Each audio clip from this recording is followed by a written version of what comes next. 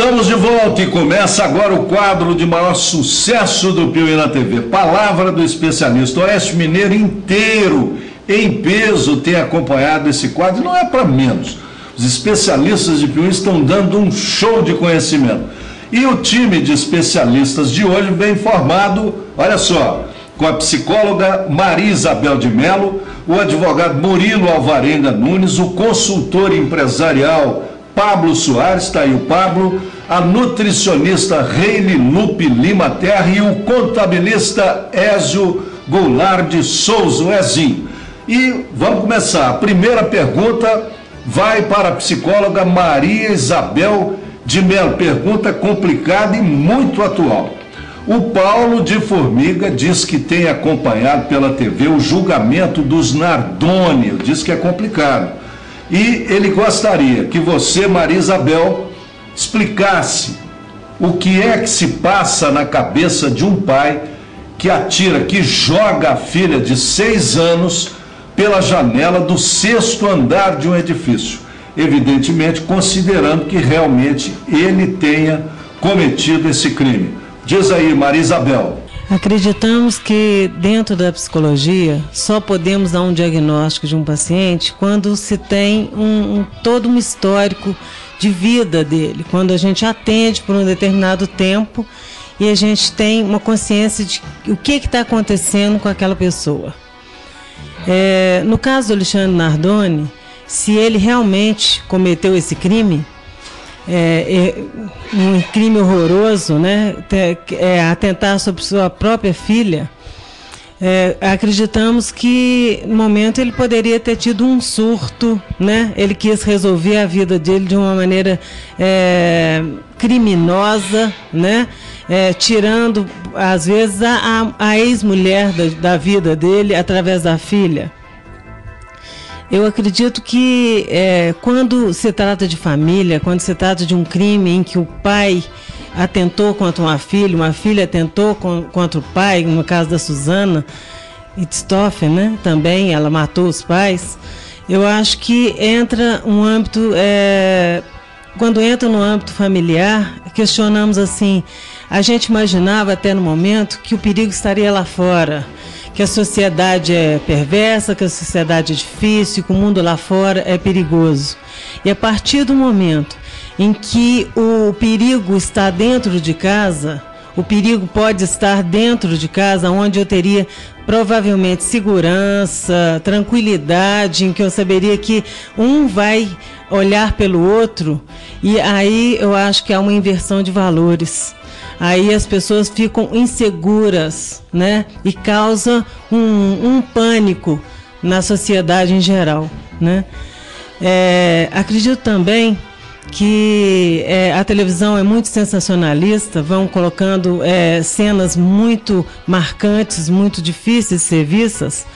Eu imagino que as famílias deveriam, nesse momento, se proteger principalmente as crianças, e de impedir que elas assistam, que elas venham a ver cenas assim tétricas, cenas muito traumatizantes, né, na TV.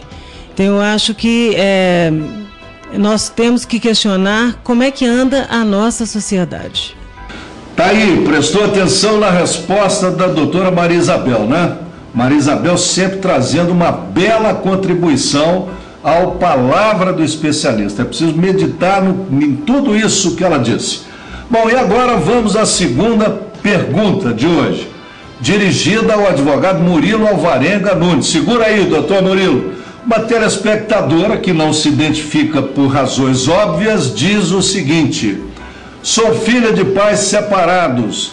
Meu pai faleceu ano passado e eu já recebi a parte da herança que me tocava. Mas agora, recentemente, meu pai, já falecido, como eu disse, também recebeu uma herança de uma tia dele. E eu quero saber o seguinte: eu tenho algum direito nisso? Doutor Murilo. Pois bem, em relação ao fato de seu pai já ter se separado, você ser filho de pai separado, isso não influencia em nada o seu direito à herança. Em relação a esta herança que seu pai ele vai receber dessa tia, você tem sim, como herdeira do seu pai, o direito de recebê-la, através do direito de representação. Porém, para que nós possamos dar uma explicação mais exata, é necessário que nós estejamos analisando o caso em concreto, pois em se tratando de direito de sucessões, existem diversas peculiaridades que se aplicam a cada caso, dependendo da situação.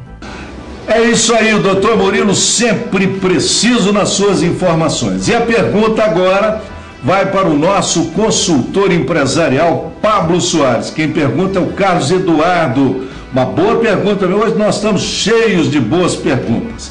O Carlos Eduardo quer saber do Pablo o que é que leva uma pessoa a vestir a camisa do seu time, a torcer, a lutar, a brigar e às vezes até a matar por essa camisa, sem ganhar nada com isso, e, por outro lado, a não vestir. Por outro lado, não vestir como deveria a camisa da empresa em que ele trabalha e que o sustenta. Diz aí, Pablo. Carlos Eduardo, em ambos os casos, acredito que trata-se de uma questão cultural. Se nós pensarmos na cultura que nós temos voltada para o futebol e a paixão que existe do brasileiro pelo futebol, que desde pequeno existe uma formação e uma cultura voltada para essa questão, nós observaremos o outro lado também, que é o lado da empresa, pois nós não temos uma formação que é feita voltada para o meio empresarial, para o meio organizacional, onde o funcionário deveria vestir a camisa da sua empresa. Então nós não temos uma formação de cultura para isso. Por isso nós temos um extremo, que é a paixão e a loucura pelo futebol, e não temos o mesmo acontecendo dentro de uma empresa. Trata-se de um assunto bastante complexo e, sem dúvida nenhuma, uma pergunta bastante subjetiva e mereceria até mais tempo para ser discutido de forma mais profunda. Porém, acredito que a base para essa resposta é a cultura, é a formação para tal situação. Tá aí a resposta do Pablo, é isso aí, eu acho que ele está certo. E já que estamos na boquinha da Páscoa, vamos a uma pergunta especial para a nutricionista consultora do PTV, Reile Lupe Lima Terra. Quem pergunta é a Aline, de Pains. E ela diz o seguinte: ô Reile, tem gente que diz que chocolate faz bem e tem gente que diz que chocolate faz mal. Qual é a sua opinião, doutora Reile? Diz aí. Bom, Aline, depende desse consumo. O chocolate, ele não faz mal, desde que você não exagere. O chocolate, ele possui uma substância chamada flavonoide. Ela é antioxidante e ajuda na proteção do coração. É recomendável 30 gramas diariamente, o que indica um pedacinho de chocolate. Dê preferência ao chocolate amargo, porque ele possui mais cacau, menos açúcar e menos gordura, diferente dos outros chocolates, e principalmente o chocolate branco, que tem mais gordura e mais açúcar. O excesso de chocolate pode causar distúrbios gastrointestinais, diarreia, dor de cabeça e, por conter açúcar e gordura, o excesso de peso. Com isso, gente, a Páscoa está chegando. Não exagere no chocolate e dê preferência aos chocolates amargos.